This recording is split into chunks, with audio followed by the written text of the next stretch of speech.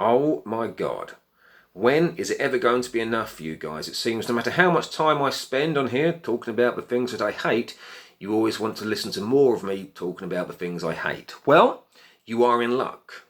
I have had a spectacularly bad day today, and I have it in my head that the only way I'm going to get any relief is by wasting yet more time talking about the things that I despise and the people I loathe.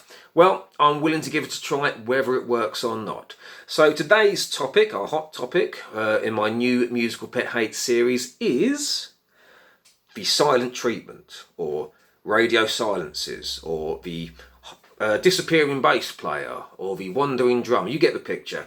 It's that strange occurrence, usually about 3 months into a band's career trajectory, as I mentioned before. You have one band member who, for reasons completely unknown to everyone else, and perhaps unknown to them, goes into hiding. They go to ground. Phone calls aren't answered, text messages aren't read, emails aren't replied, etc, etc. It goes on and on. And I must say, it is a ball ache. It's very unpleasant. And the reason I disapprove of this, well, there's many reasons. First of all, it's downright disrespectful. I do not believe that anyone who treated, say, their husband, wife, or their employer, or their kids, or their parents, or their friends in this manner would keep their place amongst polite society for very long. They would soon become ostracised, and they would be forced to walk this world alone. Why then do they feel it's okay to treat their bandmates like this? Now, before you turn around and say, oh, maybe they just do it for fun. I think you know how I feel about people saying that. Try to remember that so do your other bandmates. Everyone does this for fun. And in fact, the fact that it's a social gathering, a social occasion, it's recreational, that just makes it worse, because these are the people who allow you to do the thing that you love, and yet you treat them in a way that you would not want to be treated yourself. Another reason I disapprove of this is that we live in an era of information overload, mass communication. You can use your phone to text, you can use your phone to call, you can use your phone to email, you can use your phone to FaceTime, WhatsApp, Instagram, the list goes on. There is rarely a time when it isn't possible to reach out and, not touch someone, but there is rarely a time when you can't get in touch with the person you want to talk to, so it must be deliberate. So if you are this person, if you are the person who is enjoying a lengthy radio silence whilst your bandmates are running around wondering what the hell's happened to you, consider this. How would you like it if it was you? You probably wouldn't like it very much, so treat people the way that you would like to be treated yourself.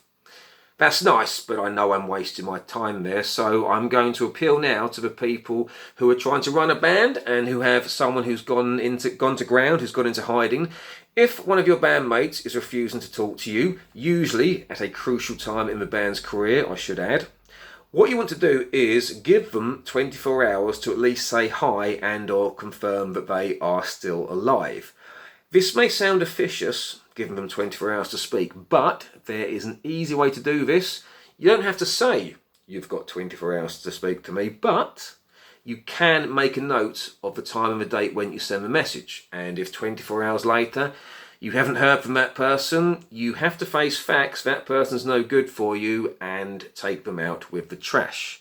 Just wheel them to the end of your driveway, perhaps on a Thursday evening, and say goodbye, I don't know, Matt, Simon, who else could it be?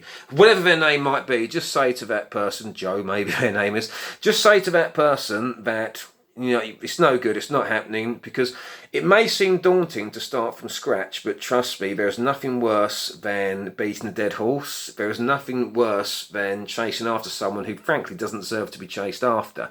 In fact, Morrissey, a singer I don't actually like particularly, but he did once come out with the line. He did say, "Why do I give valuable time to people who don't care if I live or die?"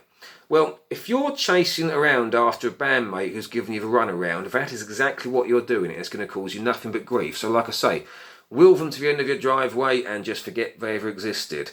It is daunting trying to find a replacement, but the alternative is far worse. So that's pretty much all I've got to say for now. So hopefully by the time I see you next week, you will have a full complement of musicians, all communicating, all driving forward, or you will have a partial lineup of fully committed musicians, which is just as good, and you can look forward to good things happening in the future.